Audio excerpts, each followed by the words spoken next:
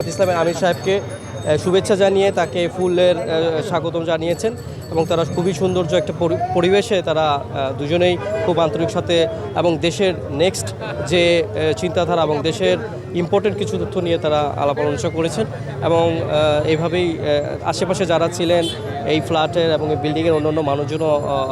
আমাদের চেয়ারম্যান খুবই আন্তরিকতার সাথে তাদেরকে সালাম জানিয়েছেন, তাদের সাথে সৌন্দর্যপূর্ণভাবে আলাপ আলোচনা করেছেন এবং সবাই খুবই আন্তরিক ছিলেন এবং এভাবেই আমাদের ডাক্তার তাহের সাহেব ছিলেন এবং মুখপাত্র জামায়াত ইসলামের মুখপাত্র ছিলেন এবং তারা ওয়েট করতেছিলেন আমাদের জনাব তারেক রহমান সাহেবের সাথে। হ্যাঁ, উপরে আমাদের ইয়ের ভিতরে আমাদের ফ্ল্যাটের ইনসাইডে জামাত ইসলামের সাথে আমিরের সাথে ছিলেন এবং ফুল দিয়ে শুভেচ্ছা করছেন। হোয়াইট প্লাস প্রো সেনসিটিভ স্কয়ারে মাঠের বাইরেও তো আমরা এভাবে দেশপ্রেম দেখাতে পারি। ওয়েল, এটা কিন্তু আমাদের একটা বিশাল একটা পরিবর্তন এবং এটা একটা খুবই একটা ইতিবাচক একটা দিক, যেটা আমি মনে করি বাংলাদেশের যে রাজনীতির একটা নব সূচনা সেটার একটা অধ্যায় তৈরি করলেন আজকে আমাদের তারেক রহমান সাহেব এবং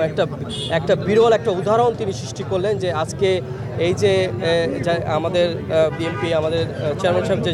জয়ী হয়েছেন সেটার এই যে যারা জয়ী হননি তাদের বাসায় এসে তাদেরকে ফুলের মাধ্যমে যে শুভেচ্ছা জানানো সেটা কিন্তু আমরা শুধু ইউরোপ আমেরিকাতে দেখেছি, বাট এটা যাতে বাংলাদেশেও হতে পারে সেটার একটা সুন্দর সূচনা এবং একটা উদাহরণ একটা কিন্তু খুবই একটা মাইলফলক হয়ে থাকবে আমাদের রাজনীতির জন্য এবং আমাদের চেয়ারম্যান জনাব তারেক রহমান খুবই আন্তরিক এবং এই বিষয়টা উনি খুবই আন্তরিকতার সাথে জিনিসটা উনি করেছেন এবং আমাদের জামাতে আমির সাহেবও খুব আন্তরিক ছিলেন এবং খুব তার যে ডাক্তার তাহার ছিলেন এবং মুখপাত্র ছিলেন তারা খুবই আন্তরিক ছিলেন। যে আমাদের দুই দিনের ভিতরে খুবই আন্তরিকতার সাথে এবং প্রাইভেসি কিছু কথাবার্তা হয়েছে যেটা আমরা এখনও আপনাদের সামনে বলতে পারছি না, বাট এতটুকু বলতে পারছি যে তারা খুবই সুন্দর একটা সদস্যপূর্ণ সিচুয়েশনে তারা ছিলেন এবং দেশ